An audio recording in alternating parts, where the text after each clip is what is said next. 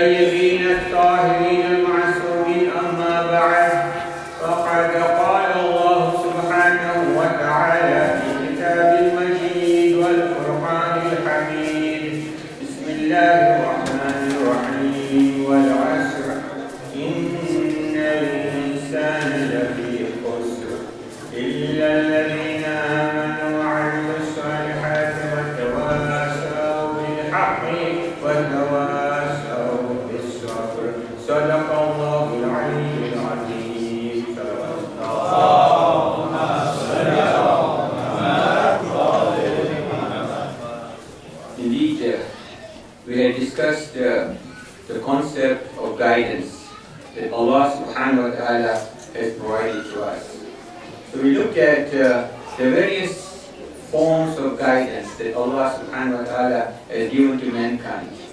We explained that the first and foremost of guidance that Allah subhanahu wa ta'ala gave us was our instinctive guidance. So we know instinctively what are things to be done. We know exactly how to preserve ourselves. If you fall, you know how to fall. There is self-preservation. Similarly, if you are trying to cross a road and suddenly a car comes, instinctively you will try to protect yourself. So that is that particular type of instinctive guidance that Allah has given us. Then of course the examples of baby being, just walking and doing all the things that are not really being taught. The second source of guidance is rationality and intellect. So we looked at the power of intellect that Allah has given us. We can understand things, we can rationalize, we can make great conclusions, we can do scientific discoveries, we can make analysis, we can come from conclusion from one to the other, we can rise in terms of increase and accumulation of knowledge and enhancement of knowledge and expansion of our knowledge.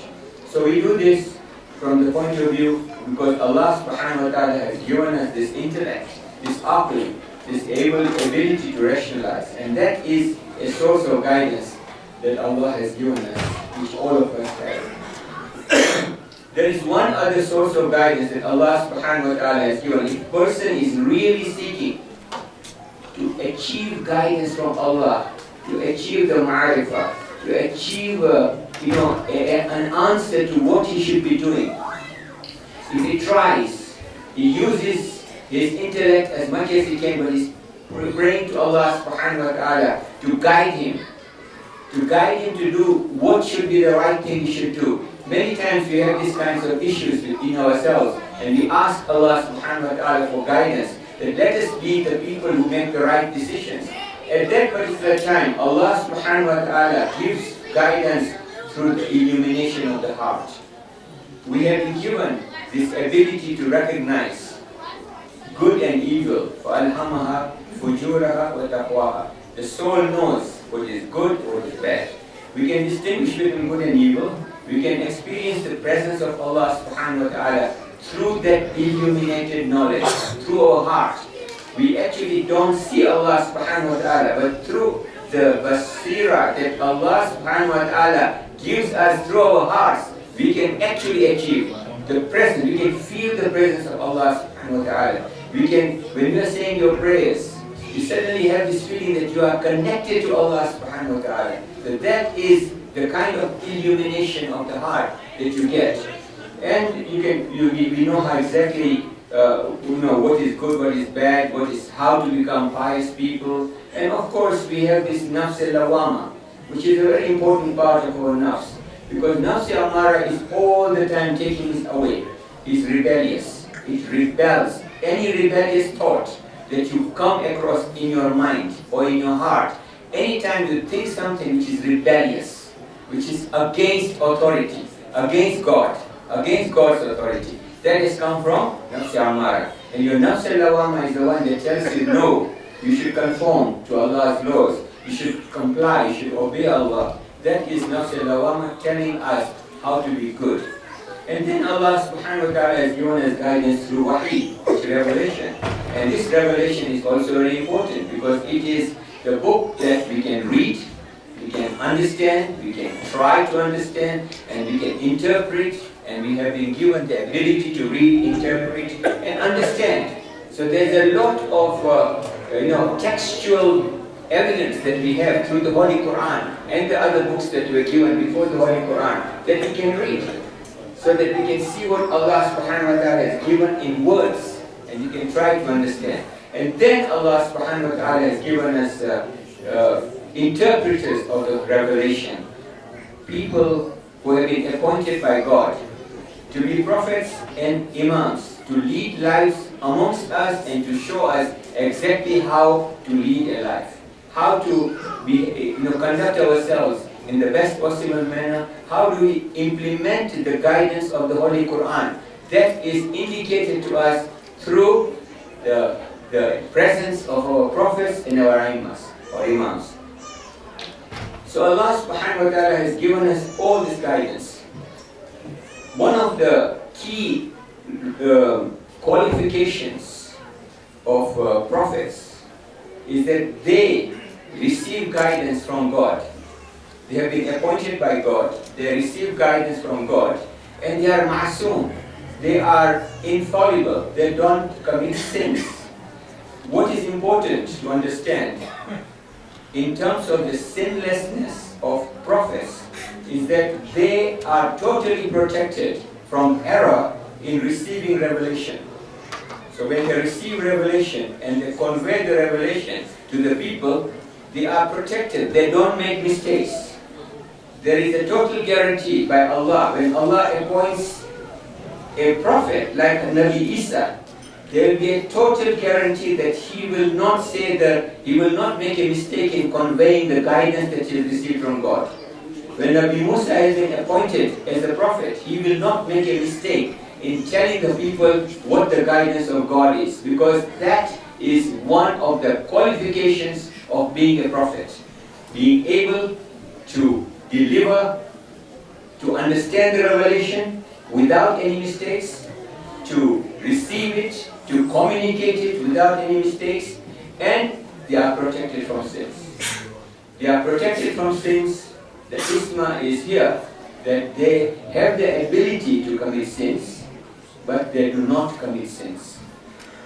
It is not that they are not able to commit sins. All the prophets, 124,000, including our own holy prophet, Hazrat Muhammad Mustafa sallallahu alaihi wasallam, they have this quality of isma. This is their ma'asum. And when this quality ensures that whatever they say is from Allah, whatever they do is a guidance from God, it's a reflection of guidance from God, and whatever they how they conduct ourselves generally is guidance from God. So we find that they are protected from sins, and we would ask this question: they have ability to commit sins, but they don't commit sins. How is it? So now, when we receive ma'rifah and we understand the reality of sin, when we understand what sin involves and how it is damaging our soul and what it is doing to ourselves, then we will stay away from sin. So a very good example that people normally give is that if I were to give you a glass of water, you drink it. If it is water from mineral water, you drink it. Because it is spark, it is alright to drink. But if I were to give you water from a sewage, I give you the dirty water from a sewage and I put it in a glass and I put it in front of you, will you drink this water? You will not drink this water because you can see all the excretion, all the urine, everything which is there in sewage water is right there in the glass in front of you. You will not put it anywhere near your mouth. You will not bring it near your mouth because you know the reality of this thing. The reality of this thing, this is totally fahsha, fisk, and it is something that is najis and is something that is harmful to the soul. So actually that is the reality that we need to develop. Because this reality the prophets have, the imams have, then we find that they don't commit sins.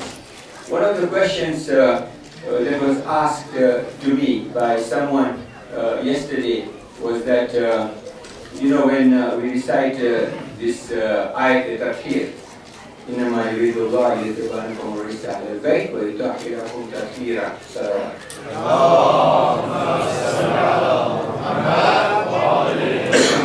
So what is this rijs that we are talking about? Allah subhanahu wa ta'ala says that the Ahl al-Bayt, who are the people under the Kitab, and the other Imams, are totally purified from any kind of sin, any kind of shortcoming, any kind of defect.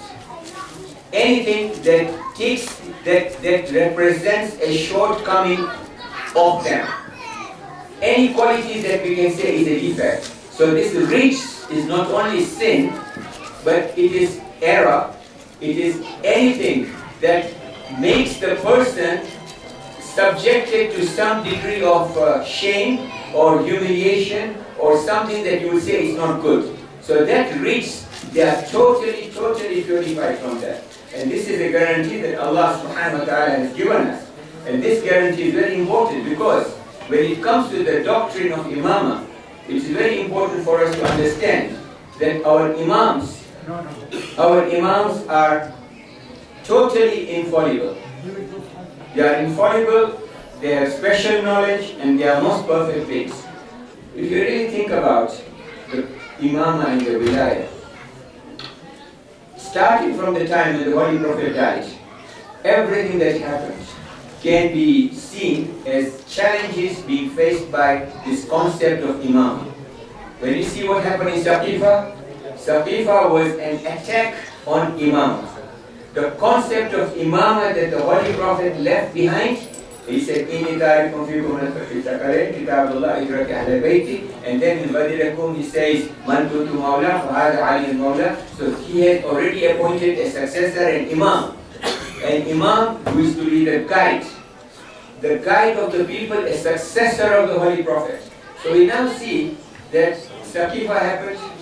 There was an attack on that concept of imamah. Whatever Muawiyah did, whatever happened to Imam Ali alayhi salam, that was an attack. All the wars that he had to face was an attack on imamah. When Imam Hussain alayhi salam went to Karbala, he was defending imamah. When subsequently all the imams, they were living a life and trying to guide us from the 4th imam onwards until the 11th imam and the 12th imam,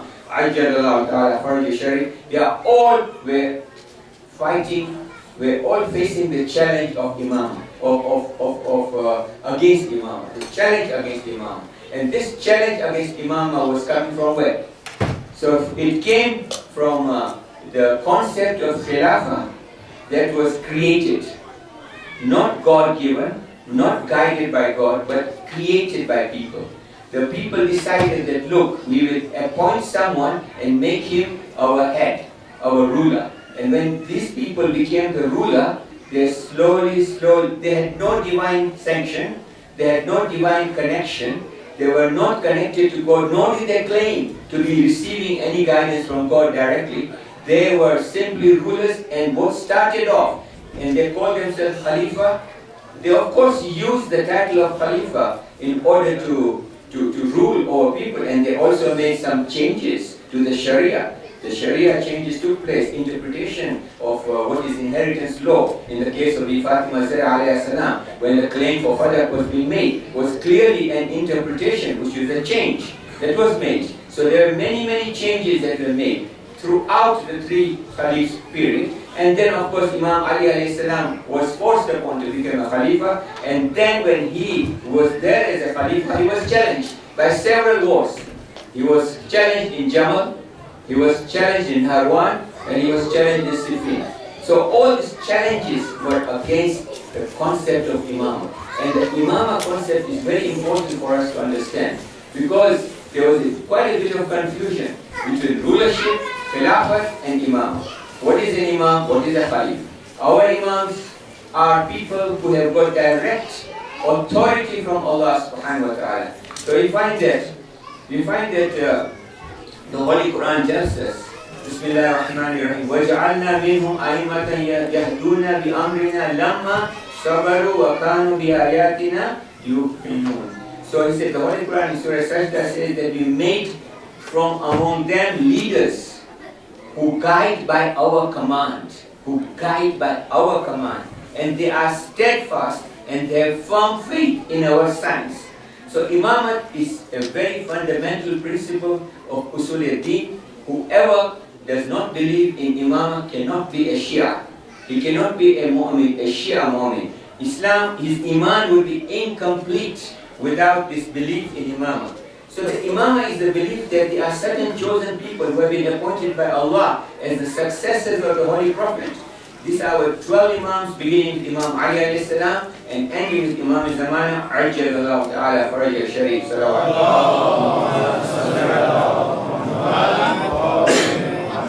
They had the absolute command of the Muslims in all religious matters and all secular matters. They were totally given jurisdiction and authority over all religious and secular matters. That's an Imam by Allah subhanahu wa ta'ala. And they were given this. They were actually given to us as Allah's grace to us. They were infallible, masoom. They did not commit sins. They were endowed with special knowledge. They were given ilm laduni. They were given special knowledge. They were given this knowledge by Allah subhanahu wa ta'ala, and this knowledge was also given to them by the previous Masoom. For example, our second Imam would have got that knowledge from the first Imam, and the first Imam would have got the knowledge from the Holy Prophet. One of the things that we find, which is very difficult for Ahl-Sunnah, especially our brothers, to understand, in regarding Sunnah, the words, the action, and the taqreer of Imams, that Sunnah, that what is narrated as a tradition, what they find difficult is that when we say the sixth Imam said it, the sixth Imam will not rely on a sanad. The sixth Imam will not say that, when he says the Holy Prophet said that, they will not find a sanad that will go all the way to the Holy Prophet through the chain of narration. Because our Imams have ilm laduni, when they say the Holy Prophet said this, Allah said this, they are actually telling us from the knowledge that Allah subhanahu wa ta'ala has given them. So they have got special knowledge, and they are most perfect beings. There is no one greater than them. They are afdal. There cannot be anyone higher than them. Their functions, what are the functions of Imam? To interpret the religion. They have to explain to us what is the religion, what is the Sharia, and to guide us and to lead mankind to prosperity in this world and the hereafter. So the Imams are Hujjah of Allah on earth. They are the Hujjah. And their words are the words of Allah. Their obedience to them is obedience to Allah. disobedience to them is disobedience to Allah. In all their decisions that they make, they are inspired by Allah, and they are in absolute authority, and Allah subhanahu wa ta'ala has ordained that we should obey our imam. We are in a situation of ghaiba. This is a ghaiba al-kubra. So now in this situation of ghaiba al-kubra, we have no imam who tells us what we should do.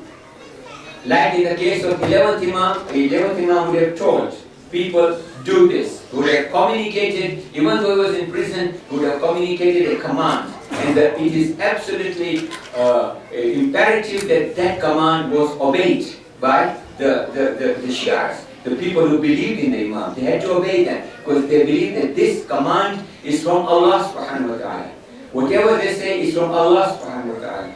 So, Imamah is a covenant between Allah and mankind. When we were in Alam Arwah, Allah subhanahu wa ta'ala took a promise from us. And one of the promises that He took from us, in addition to Tawheed, Nabuwa, was Imamah. That we are going to abide by Imamah. We are going to, this is a kind of a bond, it's a promise that we will obey our Imams. We will love our Imams. We will accept, we will treat our Imams as Hujjah. And we will consider them as our leaders in secular and religious matters. So, our sixth Imam will say that whoever dies without having known or acknowledged the Imam of his time dies a death of Jahiliyyah. He dies a death of Jahiliyyah, that is like before Islam. So, it is so important that before we die, we know that when we die, before we are in Sakarat, we know that our Imam comes to us. At the very last moments, he comes to us, he sees us.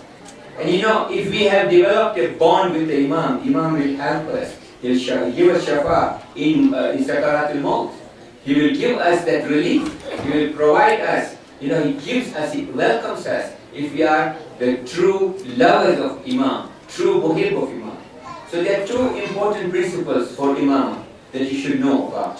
The one principle that is fundamental, and this is what was made very clear by our sixth Imam, because after Saqifa, after the first, second, third Khalifa, after the situation that Imam Ali alayhi salam faced, because most of the people took Imam Ali as a Khalifa without knowing him as Imam. They did not treat him as Imam. They just treated him as Khalifa. And then we had the situation of Imam Hassan and Muawiyah takes over, creates a dynasty out of a personal kingdom, out of Khilafat, which is supposed to be an Islamic state. He expropriates everything that belongs to the Islamic state to himself and says, this is my personal property, and from now onwards I will do with it as I wish, and I can give whatever I want to anyone. So this is my personal property. So now it has been converted into a personal kind of kingdom. So at that time, after Muawiyah, after Yazid, and Yazid was the worst example of absolutely no regard for religion, no regard for humanity, no regard for any fundamental human rights. Then we find the situation, by the time it came to our fifth Imam, our sixth Imam, the people had to know what is Imam. Because already Imam Hussain alayhi salam and Imam Hassan alayhi salam had distinguished that Khilafah and kingdom, which had been converted into kingdom, is separate. Imamah is separate. And that is why the greatest success of Imam Hassan alayhi salam was through the peace treaty, which was asked for by Muawiyah. Muawiyah asked for the peace treaty. Imam Hassan did not force it upon him. He asked for it. Imam Hassan did initiate a peace treaty. He asked for a peace treaty that I do not want war, I want a peace treaty, and he put all the conditions. This was the main maqsad, the main objective of that exercise was to say, kingdom, administration, politics, rulership is different. Imamah, spiritual leadership from Allah subhanahu wa ta'ala is different. So he went, he gave the administration and bound Muawiyah in various conditions to say that, look, these are the obligations that you these are the conditions that you must obey. And he actually violated each and every one of them. And the last one was never to appoint anyone as his successor. He also did that. So you find that through the peace treaty, Imam Hassan alayhi salam is making a separation between kingdom and Imam. And Imam Hussein alayhi salam made it even clearer through the battle of Karbala, through the sacrifice of Karbala, that Imama is here and kingdom is there. Because everyone was reciting Kalima, everyone was saying La ilaha illallah Muhammadur Rasulullah, everyone is praying, everyone is reciting Quran, everyone is fasting, everyone is going for Hajj. What is the way to distinguish between people? How do you distinguish Yazid's army who is praying, who is doing everything, Quran, some of them are Hafiz al-Quran, they are behaving like Muslims and yet they are killing the grandson of the Holy Prophet.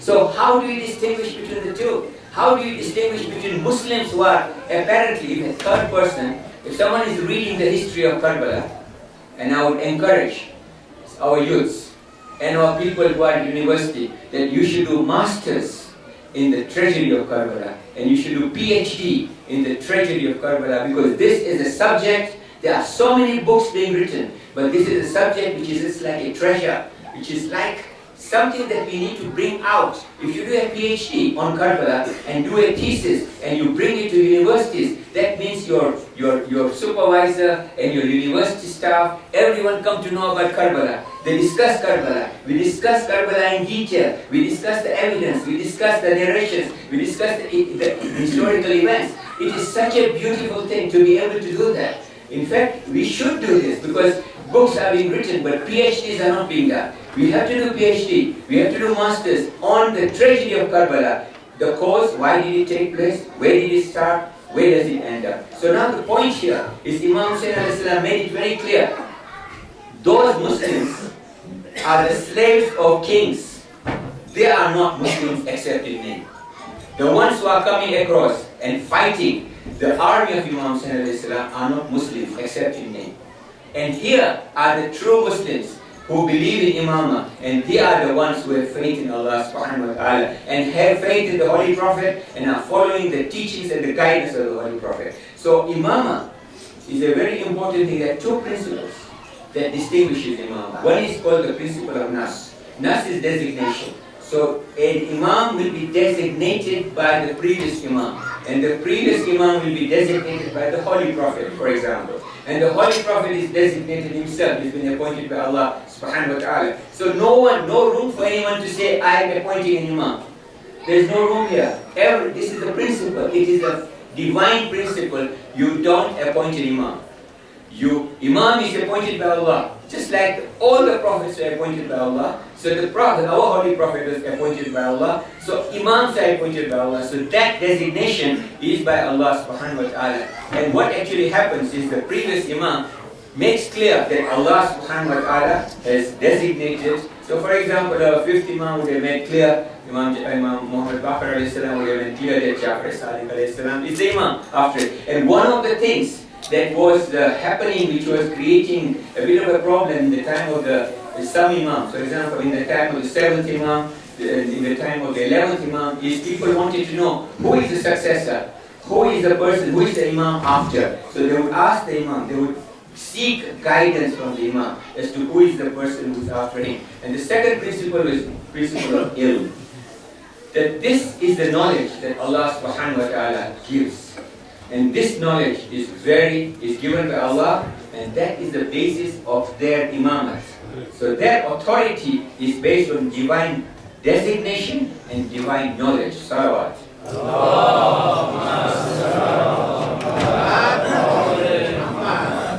And it is this imamah that in Karbala was being protected by Imam Hussein alayhi salam. Tonight we are going to commemorate the tragedy and the martyrdom of a very, very noble, brave person. This person is none other than Hazrat Abbas, Abul Fazl Abbas. Who is Abul Fazl Abbas? He is a person who is the result of Imam Ali alayhi salam's prayer. Imam Ali alayhi salam, when he came to know that Karbala will take place, because the Jibreel came and told the Holy Prophet, and Imam Ali alayhi salam was there. So he wished that he had a representative in Karbala. And that representative in Karbala was going to be his representative. He is Babul Murad, Babul Hawaij. He's Babul Hawaij. Why is he called Babul Hawaij? Because he had such great wish that he will go to the battlefield and he will he'll go to Furat and he will get water for Sakina alayhi salam. And he was not able to get, we were not able to do that. And therefore, he is called Babul Hawaij, that we are, Allah subhanahu wa ta'ala has given him that particular martaba, that particular status, that when we ask with the wasila of Abul Fazl Abbas alayhi salam, we find that Allah gives us. He was beloved of everyone. He was Sakina alayhi salam, he was Zainab alayhi salam. He was the person who was relied upon by everyone. He was the brave person. Everyone, Bibi Zainab alayhi salam felt Abbas is there. Abbas is there. Whilst Abbas is there, nothing can happen to us. They felt, when Sakina was asking, while my uncle Abbas is there, we will get water. We will get water. You see that confidence that the children had. They loved him so much. They loved him so much. You see, when Abbas was very young, he was 8-year-old. And in Masjid al-Kufa, Imam Ali alayhi salam is giving a sermon. When he was giving the sermon, at that time Imam Hussein alayhi salam was very thirsty. He became very thirsty. So Hazrat Abbas is only 8 years old. He comes, he goes, he sees that his Imam, his brother, is so thirsty. He goes out and fetches, a bucket, a kind of a tumbler of water, and he puts the water in it and he brings it. 8-year-old, coming very, very fast. As he's coming, the water is going all over his body. He's splashing himself with water throughout the body. And Imam Ali alayhi salam sees this boy bringing the tumbler of water full of, splashing his whole body, being wet with water. And he stops and he starts crying. He starts crying, and the people ask him, why are you crying? He said, I can see Abbas. I can see Abbas going to get water, to come with water. His whole body is covered in blood. His whole body is covered in blood in Karbala. I can see him do that. Indeed, Hazrat Abbas alayhi salam was such a confidant of Imam Hussein alayhi salam. When you find that he comes finally to come for permission to go and fight. When he comes for permission to go and fight, Imam Hussein alayhi salam says, you are the commander of my army. You are the commander of my army. How can I let you go? He says, Ya Imam, Ya Mawla, where is the army? No one is there. I'm the only person left now. There is no army left. At that time, Sakina comes out with a small water bag, mush. She comes out with a mush and says, Amujan, can you get some water? Can we get some water? And Imam Hussein says, go and get water for Sakina. Hazrat Abbas goes. Now he has got a mission. He is going to get water for Sakina. He takes his alam, he takes his mushk, he takes his sword and spear. Now he is going towards Furat. And as he is going towards Furat, he is totally focused on getting water. He crushes all the opposition. Every opposition that he finds on his way, he's crushing it. He is actually defeating all of them. And he goes until he reaches Furat. He reaches Furat and he puts his horse in the water. He puts the horse near the water and he tells the horse, drink. And the horse turns his head away. This horse also loves Imam Hussein so much. He loves the rally. He loves Sakina so much. He said, no, the horse says, no, I won't drink any water. The tent and the ladies and the children of Imam Hussein alayhi salam are thirsty. And then Hazrat Abbas alayhi salam takes the water in his hands. He takes the water in his hands and he says, he looks at it and he throws it. And there is a verse that he recites at that time. When you go to Karbala, if you go outside the Haram of Imam Hussein alayhi salam, in the Sahan of Imam Hussein alayhi salam, you will find that there are certain words. There are certain words that are described in Arabic. It says, Ya nafs min ba'd al-Husayni huli. He says, these verses, what they are saying, oh my soul, after surviving after Hussein is a shame, is indeed a humiliation. After him there is no survival. And This is Hussein, who is thirsty, who is dying, who is drinking the syrup of death. And would you drink the water? Would you drink the water from this Quran when Hussein is drinking the syrup of death? So these are the verses that he says. And he takes the water, he fills the mush. When he fills the mush, and he now is ready to go back. Now he's going back to the tents. He's going back to the tents. And now the army of Yazid, the army of Umar ibn Sa'd are so bent to stop him. They come and attack him. They throw arrows to him, but he is totally focused. He goes, he doesn't care about what is happening to his body. He doesn't care about what wounds he's getting, the arrows, the swords that are being hit on him. He just says, I want to go. My sakina is waiting for me. I will go to the end. And suddenly an enemy comes and he cuts his right hand. The right hand falls down.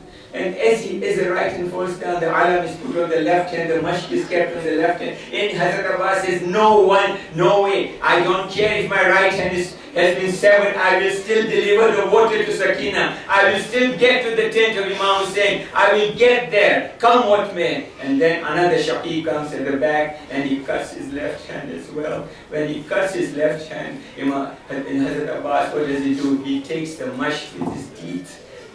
And he also holds the alam, and he's still trying to go as much forward as is possible, get near the haram, get near the tents of Imam Hussein, and then suddenly there is an arrow that is thrown, and that arrow pierces the mashq. When the arrow pierces the mashq, Hazrat Abbas stops. Hazrat Abbas doesn't want to go any forward. Now he stops, he turns back. And as he turns back, everyone is now throwing arrows at him. People are hitting him with the sword. People are hitting him on the head, in every part of his body. And he cries out, he falls down. At that time, as he falls down, do you know how Hazrat Abbas fell down? Hazrat Abbas had no hands.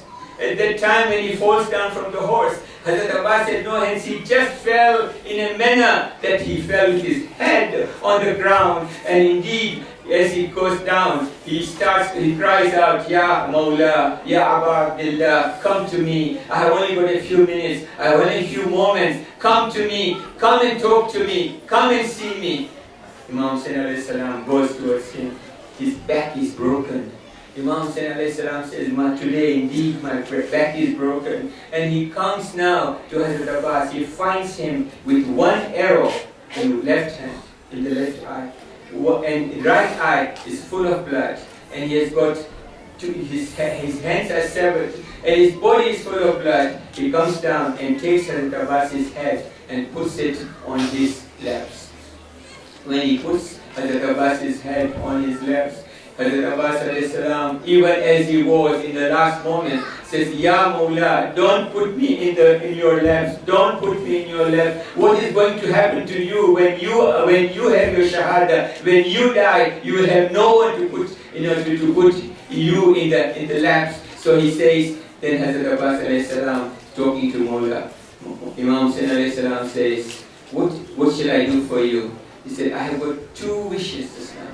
When I was born, the first person I saw was you. As a baby, I did not open my eyes until you came and you helped me. And now, in my last moments, I want to do ziyarah, but my one eye is full of blood, and the other eye is got an arrow. Can you clear the blood from my one eye? And he clears, Imam Hussain clears the blood from one eye. He does the final ziyarah. And then he says, Oh my Mawla, don't take my body to Sakina. Don't take my body to Sakina. I don't want Sakina to see me like that. She loves me so much. She loves me so much she'll not be able to bear to see me in this condition with my two hands severed and my body full of wounds and my body full of blood. She'll not be able to see. So please don't take me to the tent. And here what we find is when Imam Hussain alayhi salam comes back, and he comes back with the alam, and he comes back with the alam and the mash, and the mosque is full of blood, and the alam is full of blood. At that time, Sayyidina alayhi salam comes to him and says, oh my father, where is my uncle? Where is my uncle? Has my uncle, where is he gone? Has he not come back? He said, your uncle is now dead. Your uncle has died. Your uncle has gone to heaven. So Sayyidina alayhi salam says, I don't want any water. I wish I had not told and heard him to go and get water. I want my uncle. I want my uncle. I don't want any water.